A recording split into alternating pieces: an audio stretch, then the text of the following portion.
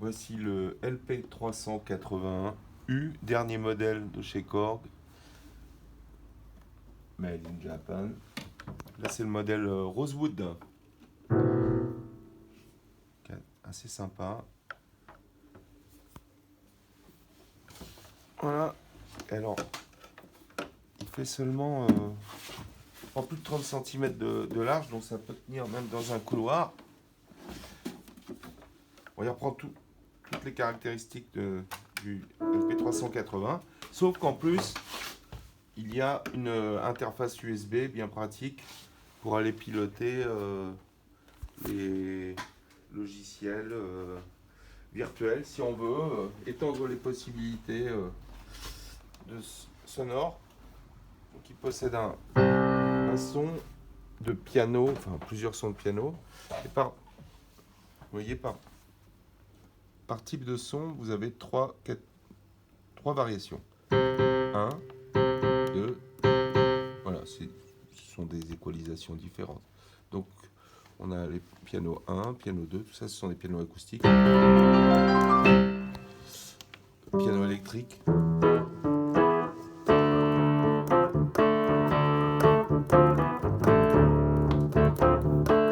Oh, c'est pas mal le matin.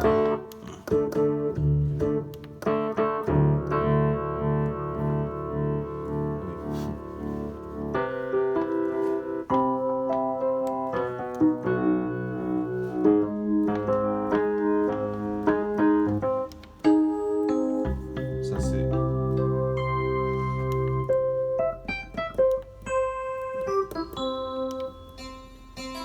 Bon, ça, c'est un clavecin plutôt japonais, hein. Voilà.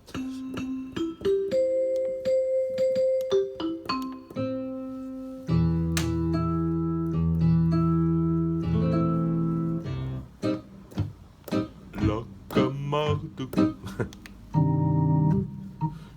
Les orgues Hammond.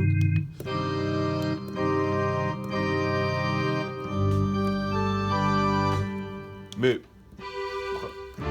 évidemment, on a toutes sortes de sons. Mais évidemment, je me répète, ce qui compte, c'est d'avoir un piano et un toucher digne de ce nom pour bosser pendant des heures.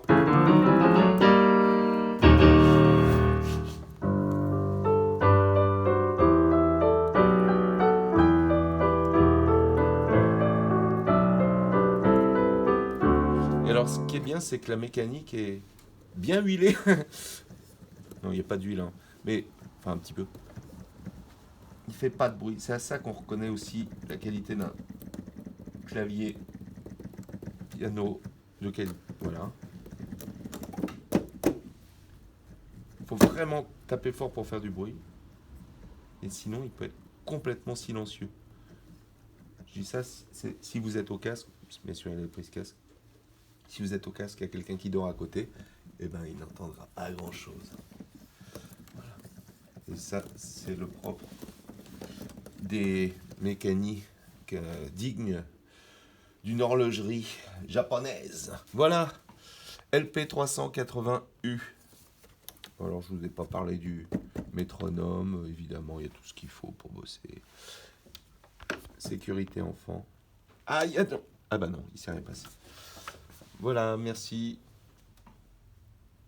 Ah oui, on peut régler le toucher aussi, hein. On peut régler le toucher. Il y a 3. Voilà. Si on se met en mode 3, on a une plus grosse dynamique. C'est-à-dire qu'on peut jouer pianissimo et forte. Et si on se met en mode 1, il y a moins de dynamique.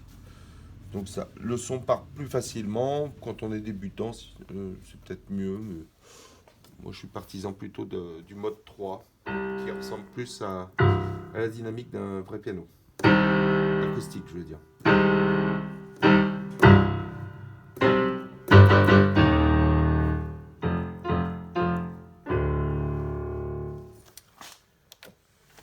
Ouais. C'est bon, hein.